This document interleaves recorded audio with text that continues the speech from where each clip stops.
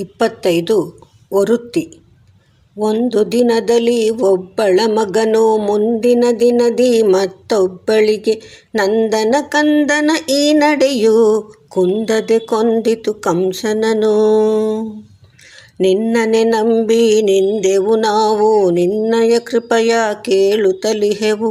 ನಿನ್ನಯ ಪಾದವ ಪೂಜಿಸುತ್ತಿಹೆವು, ನಿನ್ನಯ ಭಕ್ತರ ಹರಕೆಯ ಸಲ್ಲಿಸು.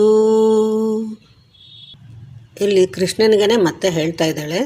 ಅಂದರೆ ಹುಟ್ಟಿದ ದಿವಸ ಅವನು ದೇವಕಿ ಮಗ ಆಗಿದ್ದ, ಮಾರನೇ ದಿವಸಕ್ಕಾಗಲೇ ಯಶೋದೆ ಮಗ ಆಗಿಬಿಟ್ಟ. ನಂದನ ಮಗನಾದ ಈ ಕೃಷ್ಣನ ನಡೆ ಸ್ವಲ್ಪನೂ ಅಳುಕಿಲ್ಲದೆ ಕಂಸನನ್ನು ಕೊಲ್ಲೋದಕ್ಕೆ ಅನುಕೂಲ ಆಯಿತು ಅಂತ ಹೇಳ್ತಾ ಇದ್ದಾಳೆ.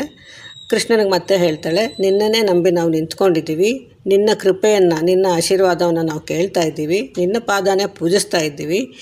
ನಮ್ಮಂಥ ಭಕ್ತರ ಹರಕೆಯನ್ನು ನೀನು ಸಲ್ಲಿಸಬೇಕು, ನಮ್ಮನ್ನು ಕಾಪಾಡಬೇಕು ಅಂತ ಮತ್ತೆ ಮತ್ತೆ ಕೃಷ್ಣನನ್ನೇ ಕೇಳ್ಕೊಳ್ತಾ ಇರ್ತಾಳೆ.